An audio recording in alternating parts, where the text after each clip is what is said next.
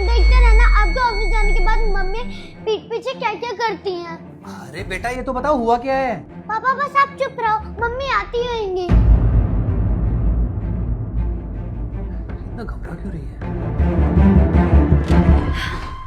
कैसे महारानियों की तरह बैठी है।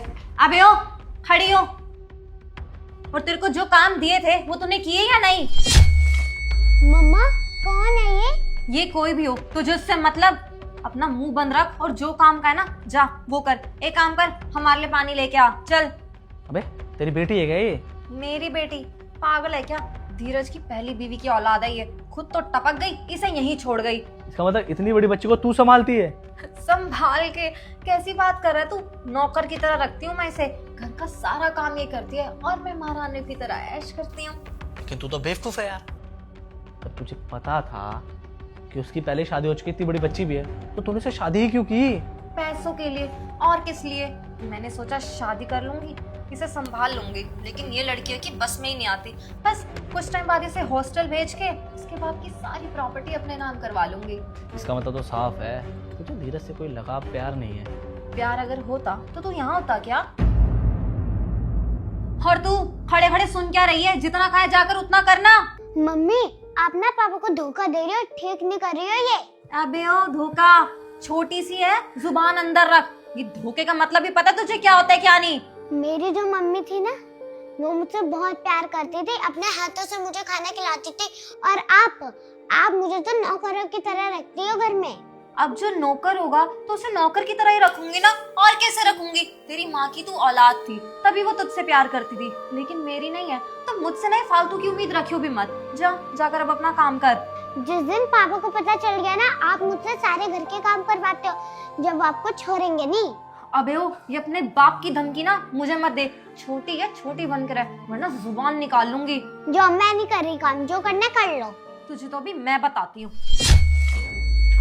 तुझे मैंने कितनी बार कहा है ना, अपनी ही कैंची जैसी जुबान ना मेरे आगे मत चलाया कर। अरे बाप की धमकी किसको दे रही थी?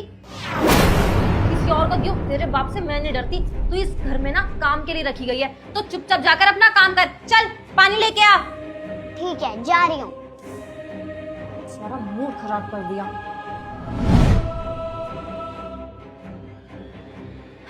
बेबी तुम आओ ना। बहुत खतरनाक है।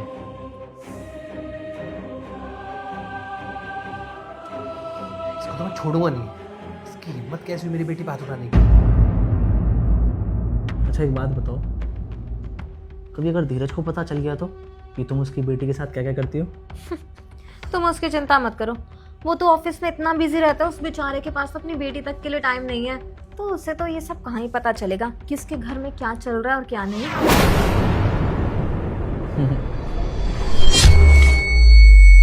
कौन है ये आदमी जो मेरे घर में आके बैठा हुआ है? धीरज तुम यहाँ? तुम्हें तो इस वक्त ऑफिस में होना चाहिए था ना। बताता हूँ, अभी बताता हूँ। चिया कहाँ है? हाँ। चिया? पापा अब तो आपने देख ही लिया होगा ना आपके पीठ पीछे मम्मी मेरे साथ क्या क्या करती हैं।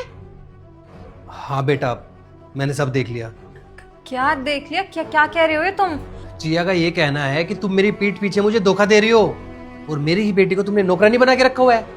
अरे वो बच्ची है, कुछ भी बोल रही है। तुम क्या उसकी बातों में आ रहे हो? ये दोस्त है मेरा और कुछ भी नहीं। पापा आपके जाने के बाद ना रोज अलग अलग अंकल आते हैं यहाँ पे। छिया चुप, कुछ भी नहीं बोलते।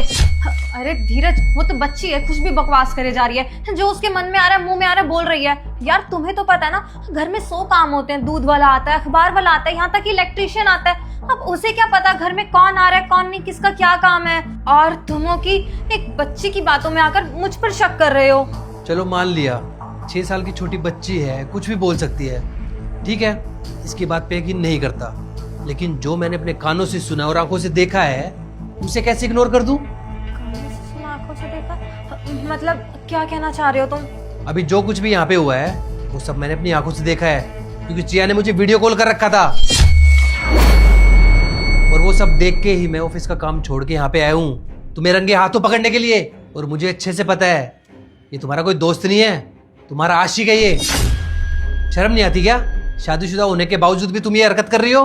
अरे धीरज, जरूरी थोड़ी है जो तुमने सुना देखा वो सच हो। कई बार चीजें जैसी दिखती है वैसी होती भी तो नहीं ना। एक काम करती हूँ, मैं तुम्हें सब समझाती हूँ, ठीक है? सुनो। क्या समझाओगी तुम? ये कि मेरी 6 साल की बेटी को तुमने नौकरानी बना रखा है, या फिर ये मेरे ऑफिस जाने के बाद यहाँ पे लड़के क्यों आते हैं? तुमने मुझे धोखा दिया है और अब मुझे तुम्हारी कोई बात नहीं सुननी। अच्छा ठीक है Dheeraj, I am really very sorry, मुझसे गलती हो गई, लेकिन मैं तुमसे प्रॉमिस करती हूँ कि आज के बाद ऐसा कुछ भी नहीं करूँगी। प्लीज प्लीज मुझे माफ कर दो। माफी चाहिए बेटा? तुम इनके साथ रहना चाहती हो?